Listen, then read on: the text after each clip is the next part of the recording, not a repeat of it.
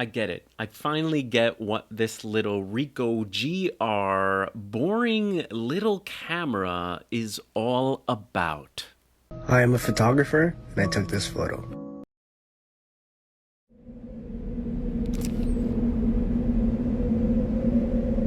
Stealthy street photos. That's the most fun I had with this camera. I wasn't good at it. Let's just get that out of the way right now. My favorite way to shoot this camera was when we were in New York City and I kind of was pretending not to shoot. I was like, oh, we're just touching the screen here. And the camera has a great feature called snap focus, where if you touch the back screen, the camera will snap to a certain distance that you set and it'll take a quick shot. Now, for me, there was a little bit of a learning curve. I was confused about how to set up the camera, so of course I just read the full manual.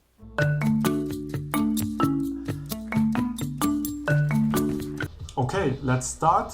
The first one is focus. I use select AF and I also only use the middle AF point.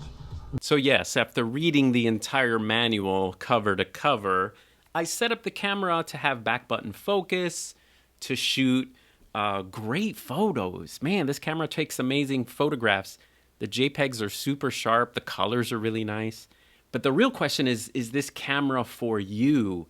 And I think it really has to fit your style a little bit more than it fits my style, because I'm going to be completely honest right now.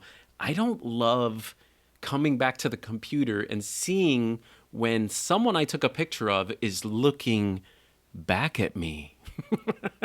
My favorite is when I take a picture of a moment or, a little piece of life in the city, but I actually don't enjoy taking pictures of strangers. And I think if you do love capturing great moments of strangers, this camera, man, it has to be on your list because it's just so stealthy. It doesn't look like anything.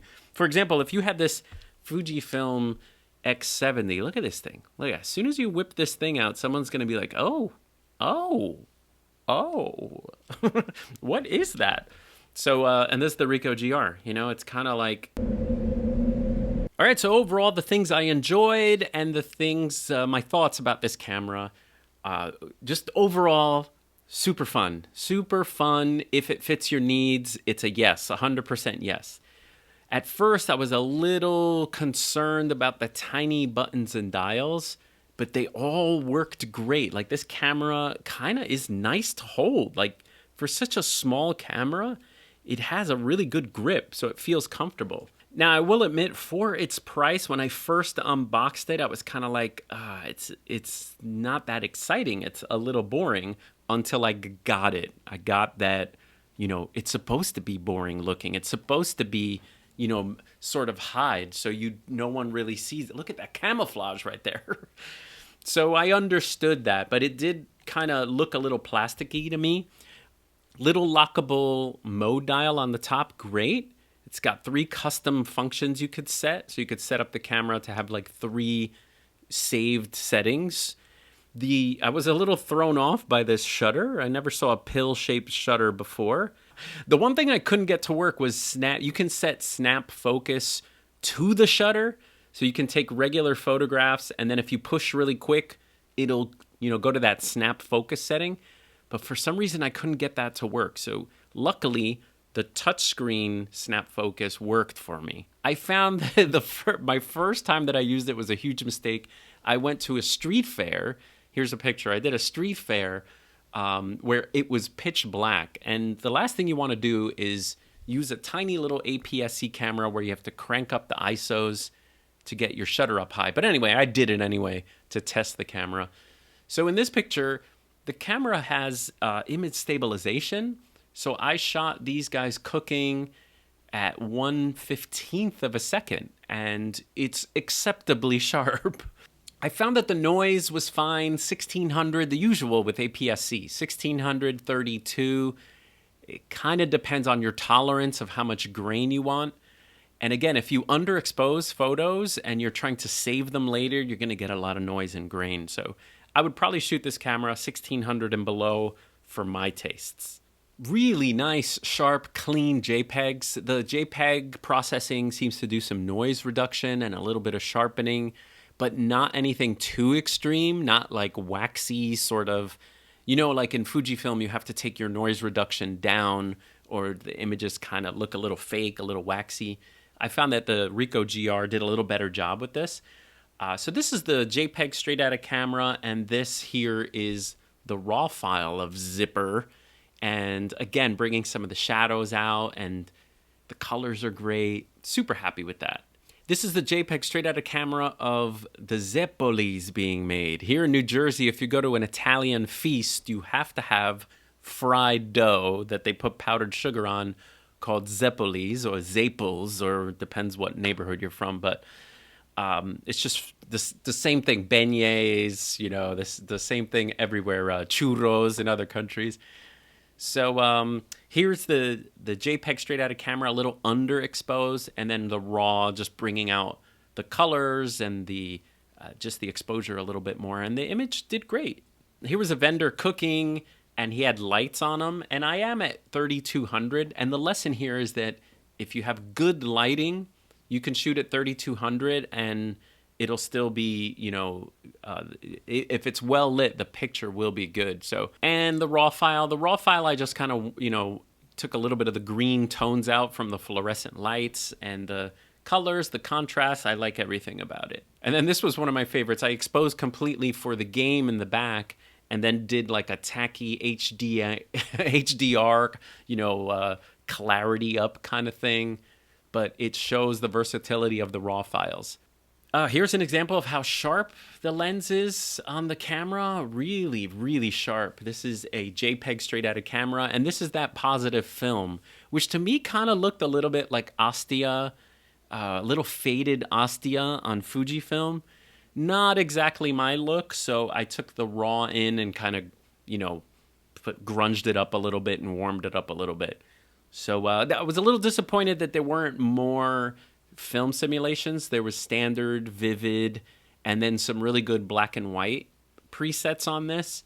But I guess I'm spoiled from Fujifilm, but I wish more of the camera manufacturers, all of them, would emulate, you could name them anything you want, but emulate some of the old film stocks would be fun. There is a macro mode on this camera, which, by the way, I by default kept accidentally bumping. I didn't know why my camera wouldn't focus, but it was because you can put it into macro mode by hitting this little button on the top. And just from walking around, I would hit the little button and be like, why is everything so close? But really nice to, engage the macro mode and take some pictures of flowers. You could slow down, forget the street photography, or just all of a sudden doing macro photography. So that's kind of nice that the lens can do this. I did enjoy processing the raw files in camera too. So for example, that flower photography, the flower photograph that I took, which was amazing, I decided to go in and try one of the black and white simulations, and you could just, process your raws in camera. So it was kind of nice to see. You could do everything to them. You could change the white balance after, which I did with some photos to warm them up. So it's kind of nice to process in camera. And the screen is so pretty, clear, bright, and nice. Did I miss having a viewfinder? I kind of do miss a viewfinder if I don't have one. Like, for example, the Fujifilm X-T20, which was one of my favorite street cameras. It's pretty small. It's not as small as the Ricoh GR. Look at it right there. It's not as small, but it's kind of close. It's close enough. And this is a 27 millimeter, 40 millimeter equivalent lens on here. But I use the screen mostly on this camera. But if it's bright out, or if I want to save battery, or if I just want to compose a little better, it has a dinky little viewfinder on the back. And you can't just fit one on this camera. So the biggest issue I had is that my eyes are getting worse. So when I'm doing awesome street photography, I kind of look like this. Hello? So I personally like 28 millimeters. I use 28 millimeters in my portrait work and my event work. Like, I use 28 millimeters. I ain't got a problem with that. But for street photography and walk around, I think you're either capturing kind of like this diner here, you're capturing the whole scene. Let's pretend there's people there.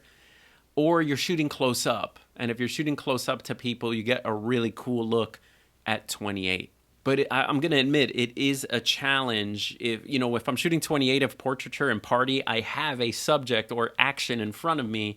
if you're searching for, it is a little tough at 2840, is a little bit easier to line things up. But going back to the learning curve on this camera, you really have to kind of perfect this camera. I think if you're using that snap focus, you have to figure out, hey, I'm always going to shoot at f8 or f11 for the most, success. Because I shot this picture at f5 and then I went back to the computer. I'm like, I thought I got Wizard. I thought I got him. I think that's what he is. He's a wizard. And I didn't, okay?